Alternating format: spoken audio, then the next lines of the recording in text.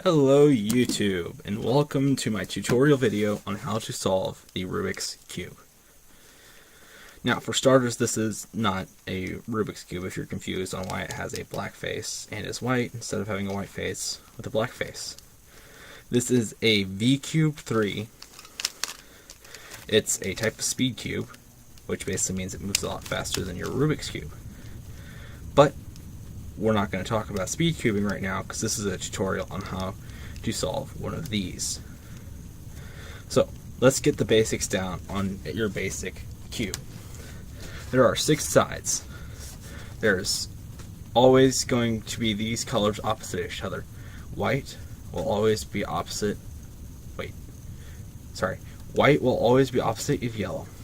Orange will always be opposite of red. And blue will always be opposite of green. So no matter how much you twist up your puzzle, these pieces will always be opposite of each other, centers wise, not the actual edge pieces or corner pieces themselves. Okay, now that you know the basics of the cube, it's time to do the first of 6 steps in solving the Rubik's Cube, making the cross, which is correctly oriented. So, the basic thing about the cross is that it is pretty much exactly what it sounds like. These 4 edge corners and the center correctly aligned with each other, and I really don't know how to describe it. In correlation to each other, let's put it that way. So, now it is time to officially pick up your cube. I am going to start on the blue side because everybody has a blue side. If you want to choose another side, you may, but just for simplicity, you might want to choose the blue side with me. So let's ignore that corner. The first step to starting the cross is to find a blue corner or whatever color center you're starting on.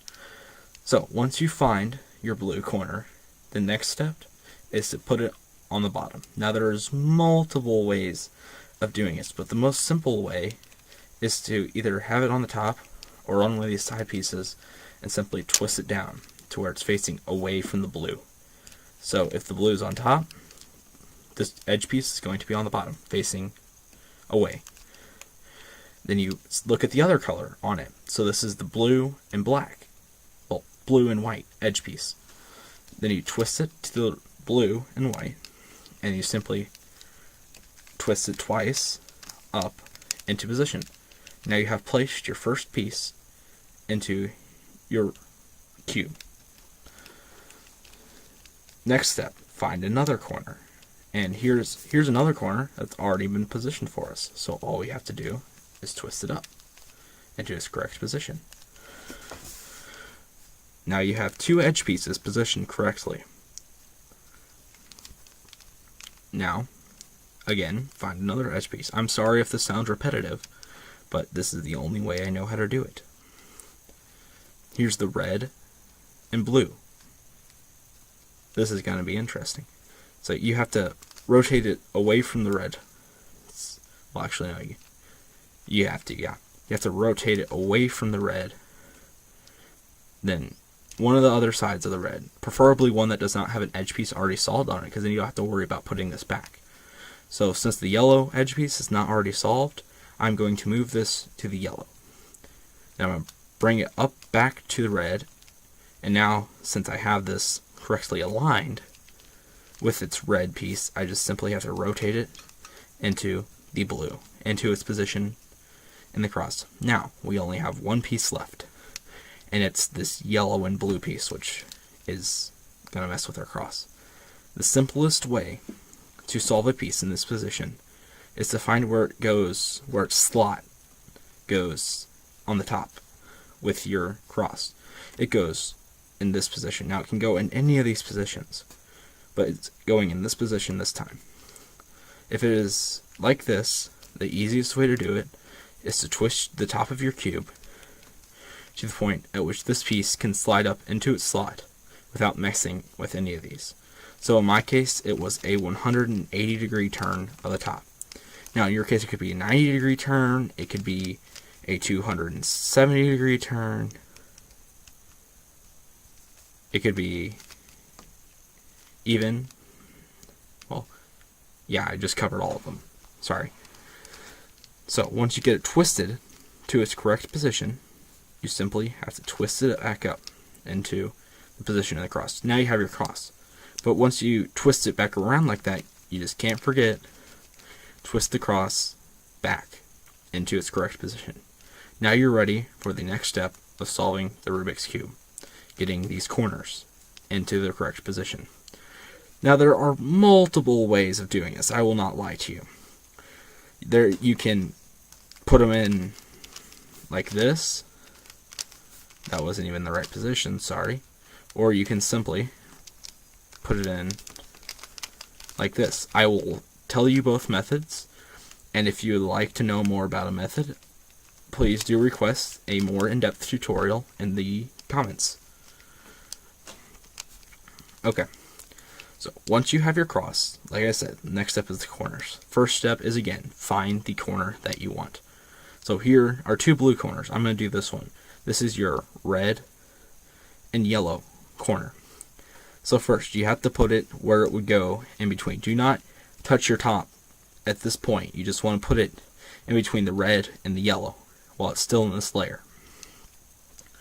So, once you have it here, depending on which side it's on, if it's on the left, you're going to turn the bottom to the right. If it's on the right, you're going to turn the bottom to the left. So since this is on the left side, you have to turn the bottom to the right. Then you have to bring down the left.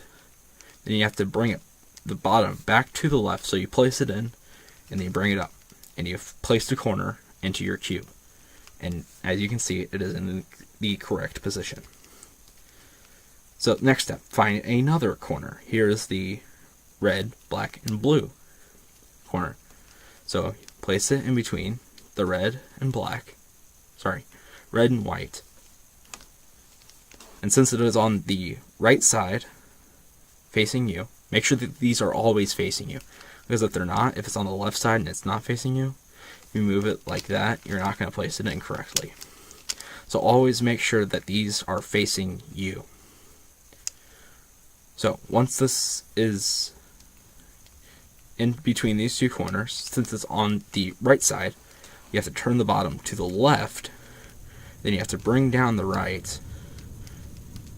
Bring back the bottom to the right. Bring the bottom back to the right and place it back in. And you've placed another corner into your cube. Next step, again, find a corner. Now, here's where it gets problematic. Whenever they're actually in the layer, but they are not oriented correctly. So to solve this, you have to take them out. So to do that, you have to have it facing away from you, preferably. You have to bring down the edge that it's in, and then twist it to the left, and then bring back up that edge side. So now you simply have to repeat what we've been doing.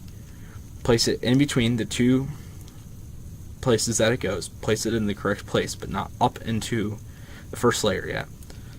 Since it's on the left, we have to twist the bottom to the right, bring down the left, bring the bottom back to the left, and bring up the left. So that now you have this edge piece in the correct position. Now, the final edge piece. This is the most important, only because it solves your first layer. So again, have it facing away from you, then bring down the left, bring down the right, let me restart, bring down the right, twist it to the left, bring the right back up, then twist it back into its correct position, which is in between the yellow and orange, as this corner goes. So again, face it facing towards you. Then twist the bottom to the right, since it's on the left. Bring down the left, bring the bottom back to the right, and then bring the left back up. I just said bring it back to the right. Okay, I meant bring it back to the left. So now you have your first layer solved on your cube. Feel free to pause the video at this point, mix your cube back up, and resolve it to this point, I would actually highly recommend you do that, because it will greatly help your ability to get it to this point. Because this is these are the first two steps of solving the cube.